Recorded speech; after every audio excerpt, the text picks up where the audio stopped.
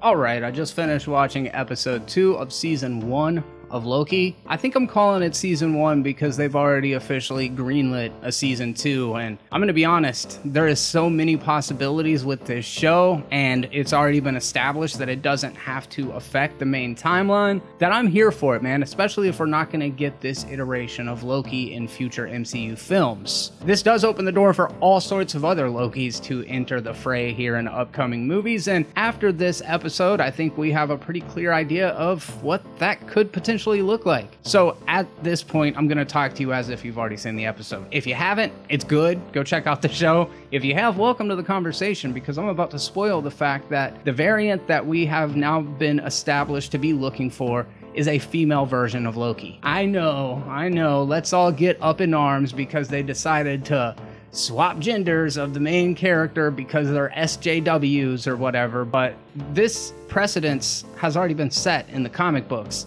There are so many different versions of Loki, and don't let me sit here and mislead you as if I know all about the Marvel comic books, because I don't, but, you know, I'm peripherally aware.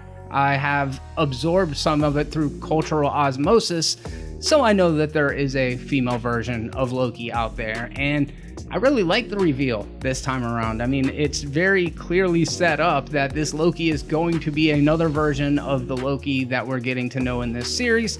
You assume he's going to look the same and behave the same, especially as we see this Loki hopping from character to character. And then when it's revealed, you're like, oh, that was kind of clever. What I also like about this episode is that it took a moment to reflect on the loss of Asgard. This is something that people have kind of criticized Thor Ragnarok for, not taking a moment to reflect on the fact that there's an entire civilization of characters from the MCU that have now been killed off. And this episode took just a moment to kind of humanize that and flesh that out, and I appreciated it. This episode also really continues this developing bromance between Owen Wilson's character and Tom Hiddleston. And I absolutely love their interplay. It's almost as if Owen Wilson is 2 steps ahead of Loki the entire time. However, this is Loki we're talking about here. He's the god of mischief. So when an opportunity presents itself, he might jump on it, or jump through it in this case. As he left the TVA high and dry, he saw an opportunity at the end to escape, and he took it, man. And if I'm being honest, you can't blame him for it. The TVA, there's more going on than what we know, and it ain't good. I have a feeling that the bad variant is actually altruistic in her or his motives, but, you know, that's yet to be revealed. I'm curious, though. I really am eager to see where this thing goes, because I thought this was a great episode.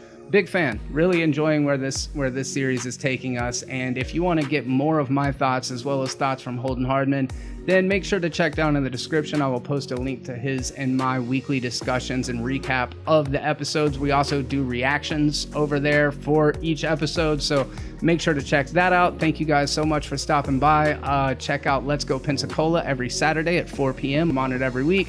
Until next time, I'm Jeremy. Be terrible.